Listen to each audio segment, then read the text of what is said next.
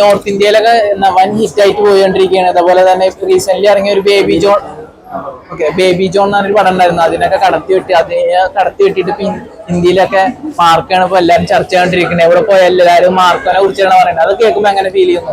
തീർച്ചയായും സന്തോഷമുണ്ട്. ഇത്രയും ഒരു ഹ്യൂജ് സക്സസ് ആയ ഒരു മൂവിയുടെ ഒരു പാർട്ടാകാൻ പറ്റിയത് തീർച്ചയായും ഒരുപാട് സന്തോഷം ഞങ്ങൾക്ക് ഈ മാർക്കോ ടീമിൽ എല്ലാവർക്കും ഉണ്ട്. ഇവിടുത്തെ മലയാളത്തിൽ നിന്ന് ഒരു സിനിമ ഹിന്ദിയിൽ പോയിട്ട് വൻ ചർച്ച ആവുന്നതൊക്കെ മലയാളത്തിൽ നിന്ന് ഒരു ഫിലിം ഹിന്ദി വേർഷനിലൊക്കെ പോയിട്ട് ചർച്ച ആവുന്നതൊക്കെ അപൂർവമായിട്ട് സംഭവിക്കുന്ന ഒരു കാര്യമാണ്. അതൊക്കെ എങ്ങനെയാണ്? സന്തോഷമുണ്ട്, ഒരുപാട് സന്തോഷമുണ്ട്. എനിക്കതല്ലേ പറയാനുള്ളൂ, ഒരുപാട് സന്തോഷമുണ്ട് അങ്ങനെ. ഓക്കെ,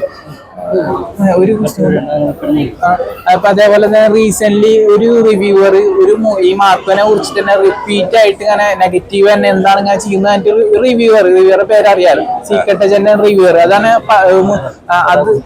അപ്പൊ അദ്ദേഹം റിപ്പീറ്റ് ആയിട്ട് ഈ മൂവിയെ കുറിച്ച് റിപ്പീറ്റ് ആയിട്ട് തന്നെ പറഞ്ഞുകൊണ്ടിരിക്കുന്നുണ്ട്. അദ്ദേഹം മാത്രമാണ് പറഞ്ഞുകൊണ്ടിരിക്കുന്നത്. ഇതൊക്കെ കേൾക്കുമ്പോ എങ്ങനെ തോന്നുന്നത്? അത് ഓരോരുത്തരുടെ ഒപ്പീനിയൻ. അവർ പറയട്ടെ, പറഞ്ഞിട്ട് അതവരുടെ ഇഷ്ടമല്ലേ. എല്ലാവർക്കും ഓരോ വായിക്കണമെന്നില്ലല്ലോ. അത് പറയട്ടെ, ഞാൻ ഉള്ളതുപോലെ ഞാൻ കേട്ടില്ല, പിള്ളേർ ഞാൻ കണ്ടില്ല. അതേപോലെ ഇത്രയും വയലന്റ് ആയ കൂട്ടുകാരി ഫിലിം ചെയ്യുന്ന ഡയറക്ടർ ഇൻട്രോവേർട്ടാന്നൊരു ചർച്ച വരുന്നുണ്ട്. ഞാനും കട്ട ഇൻട്രോവേർട്ടാണ്.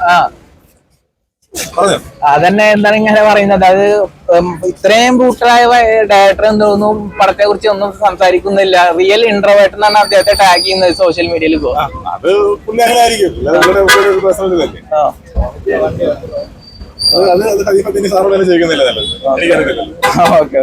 ബ്രോനപ്പോ സണ്ണി വെയിനോടാണ് അതിന്റെ ലുക്കിനോട് ഭയങ്കരമായിട്ട് താരതമ്യം ചെയ്യുന്നുണ്ട്.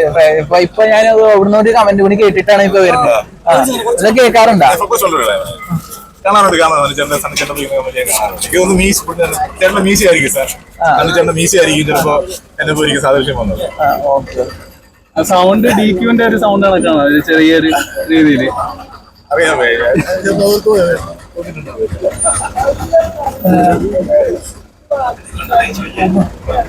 ഹലോ.